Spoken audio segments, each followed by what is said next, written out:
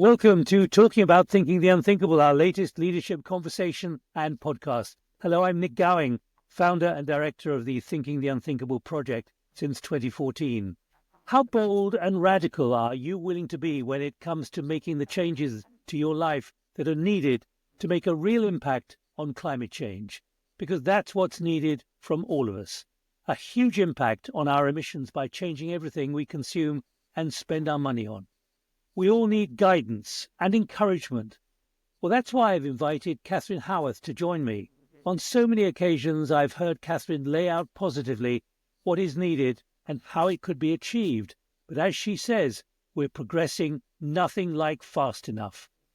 Catherine has been Chief Executive of ShareAction since 2008. She and her organisation coordinate civil society activism to promote responsible investment.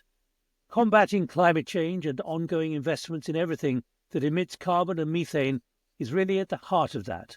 So, Catherine, welcome. You warn of the climate laggards, as you put it.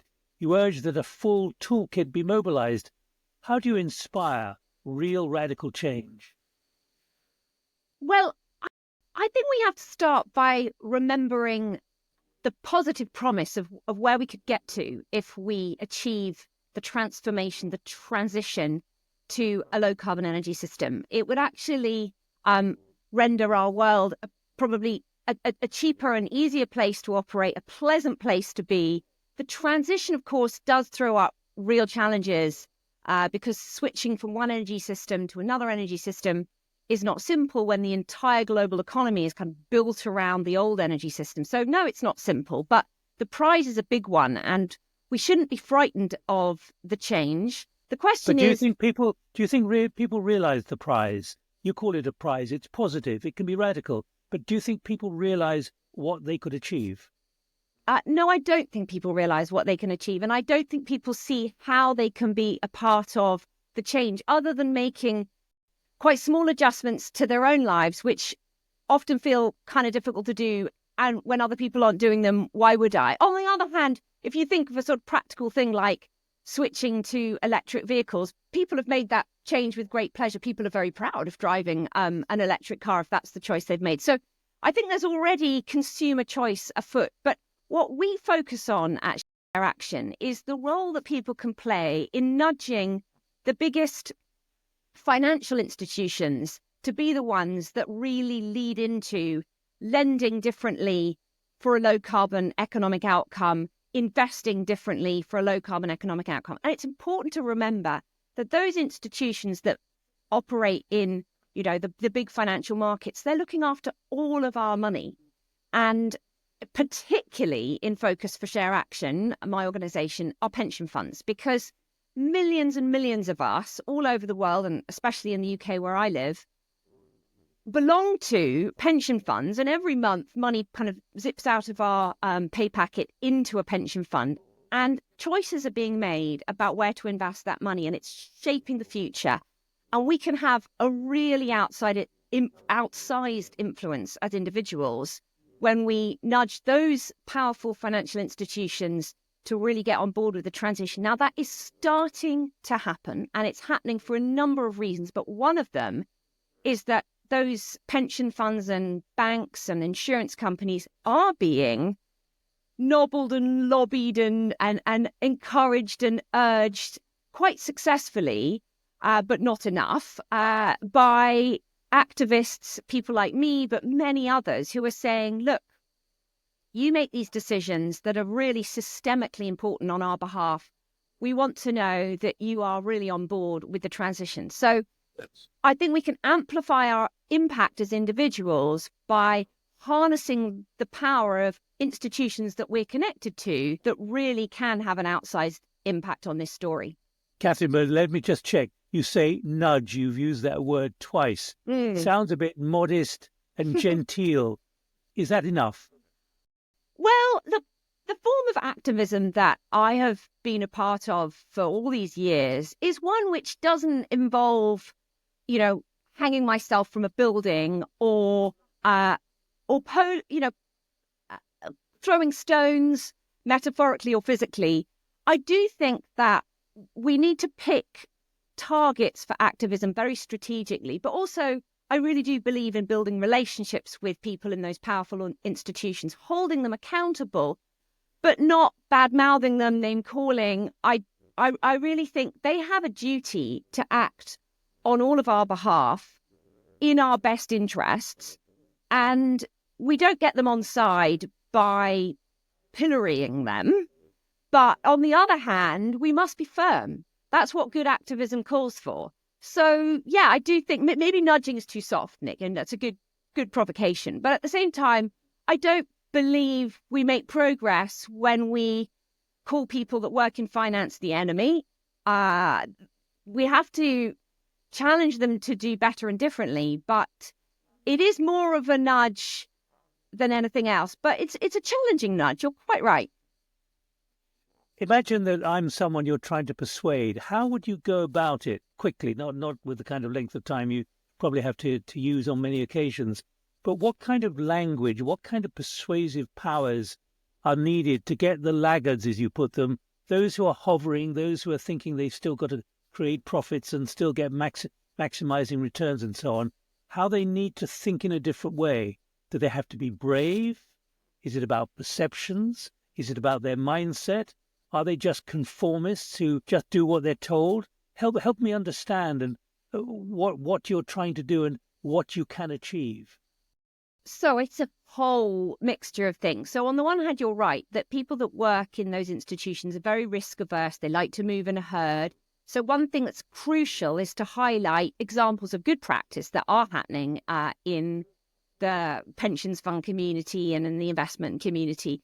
But it's also about getting a bit personal. And when we, for example, turn up at the annual general meeting of a very large fund management company and ask questions, we really do try to elicit the personal responsibility of these powerful individuals who sit on the boards of companies. And we tell stories about the impact on lives, the impact on their lives and their families, and all of us. So it's a mixture of rational, risk-focused, highlighting best practice, and personal. What happens when I think I know I've had those kind of conversations myself through our Thinking the Unthinkable work, but what can you see about the changing attitude and the way you're hitting a raw nerve of how you're opening? We call it creating mind muscle. What are you seeing happen when you have this conversation to persuade and encourage to think differently? Not radically necessarily, but differently. So I think a lot of it is about people in powerful positions seeing other people they consider peers starting to move. And so it's incredibly important to amplify and celebrate when we do see positive movement within the financial community. And that's very, very influential. And I do think it's about, so the word confront is actually just comes from the Latin of two heads facing each other. And I do really believe in the power of people getting in front of those powerful leaders in the financial community. As I say, not to be aggressive towards them, but really to get in their face and call for them to be bigger as leaders, to meet this moment, to use the power that they hold on behalf of their shareholders and their customers and all of us, to use it wisely and boldly, to embrace the future that we need and not to be cautious and cowardly. And people will rise to that challenge. They do rise to it if you ask them persuasively and nicely. How long do you get any kind of resistance? Do any of them want to turn back and say, no, I don't. I thought I saw the light, but I haven't really seen it. No, yeah, we do. Is it really irreversible? No, it's not irreversible. Well, there's quite a bit of backsliding going on just now, and of course, for example, we're few weeks on now, aren't we, from the re-election of the 47th president, Donald Trump, who will take office in January again, and of course that is resulting in some new caution, heads below parapet again, and so it is incredibly important that we find ways to incentivize, celebrate, support leaders in the financial community and in the corporate community within the US, but also beyond the US, who are up for this. And it's getting harder right now. But there's also no turning back. You're completely right. The physical impact of climate change become more apparent every year of greater global heating. And I think the science is becoming, ever more compelling. But the politics is very challenging right now. And that's why it becomes all the more important for each of us that do see the need for change to be confronting those who make financial decisions on our behalf. Now, one of the intriguing things is the way you've harnessed the stage, actors, people in the artistic community. How has that benefited you, and what kind of explosion of concern and awareness has that created? The kind of names that I've seen here on a press release. Yeah, well, I'm totally delighted that within the world of acting and celebrity, we have a tremendous new set of allies who, of course, actors just like anyone else, even the big celebs, they also belong to pension schemes just like us.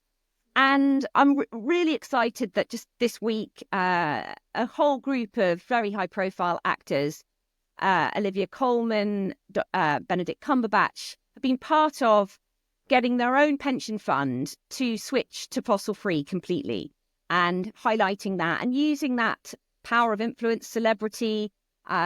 These are people that have huge name recognition, influence on our lives, kudos in our world, and they're doing something that each of us can also relate to, because just like them, we have a pension too. So I love that leadership. And the fact that the acting community, along with the financial community and the activist community like I belong to, are all pushing in the same direction, that becomes, in a really positive way, quite irresistible. How much does the involvement of people like actors, really top celebs internationally, how much does that really act as a come on to so many other people saying, well, if they're doing it, we better do it as well. We want to join that movement. Are you getting a critical mass is what I'm asking, really, Catherine. Yeah, look, it couldn't be more helpful. It's tremendous. It's really kind of slightly early days with this particular experiment to see what knock-on effect it'll have. But I can't help but think it counts for something quite significant. But I also believe that, as well as those high-profile celebs showing the way, it really matters if someone at work next to you, someone at the playground fence, people, in your neighborhood and in your social circle are also showing the way. And there was a very, very powerful and influential TED Talk a number of years ago by a very eminent climate scientist. And her main message was, just please talk about climate action, climate change, the need to act. The more we talk about it, the more it becomes something that isn't a kind of weird taboo subject. So of course we need the actors, we need the influencers, but all of us can a little bit in that way too. Let's do a quick bit of history. I mean, you've been at ShareAction for 16 years. What have you seen change, and what motivates you to do this? I mean, in something like ShareAction, you expect it to be rather compliant. Well, I fell into this work years ago when I was more of a community activist. And at the time, we were launching a campaign in East London for a real living wage.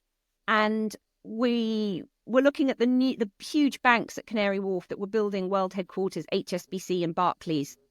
And somebody said, well, why don't you just buy a couple of shares in the bank and go down and ask the directors if they'll pay the living wage to all the cleaners.